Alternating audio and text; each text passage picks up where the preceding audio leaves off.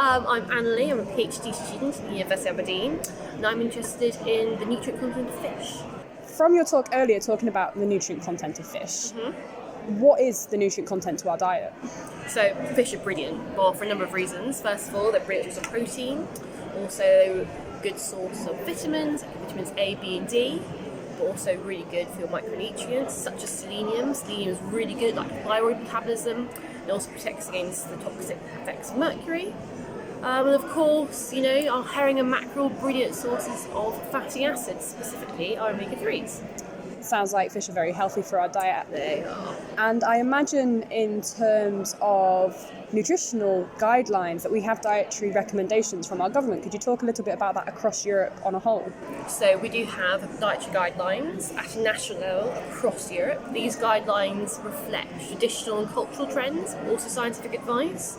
And because we eat across Europe such a variety of fish, these guidelines vary at a national level.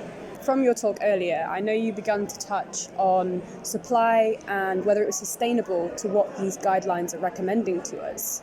So could you talk a little bit about that? So there is a mixed picture in Europe regarding fish availability and your recommendations. Half of Europe, the recommendations are satisfied by current fish availability. This is mainly driven by imports. For the rest of Europe, so I think it's around 54% of Europe, the guidelines are not satisfied. So in other words, the dietary guidelines are not based on a sustainable supply of fish. So with us not potentially having a sustainable supply of fish, if you were to sum Europe as a whole, is this a problem across the whole of Europe that we just don't have enough fish, or are some places just demanding more fish than other places? So interestingly, Europe as a whole, there is enough fish. If you were to put all the averages, look at all the imports, how much fish we're catching, look at our dietary recommendation, there is enough fish. But at a national level, there is not, due to the such geographical variations in our dietary recommendation. One last question before we wrap up.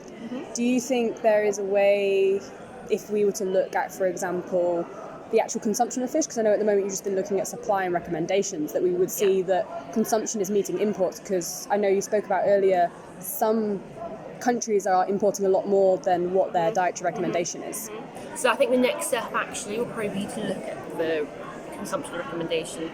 I asked earlier what the recommendation was for Europe. It's probably around 280 grams, but I also asked how many people eat that amount of fish a week.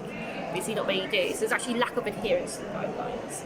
For some countries, there was more fish available than the dietary recommendation, and this is probably driven by imports. So I think it will be quite interesting. The next step will be to look at the consumption trends across Europe to see what compares.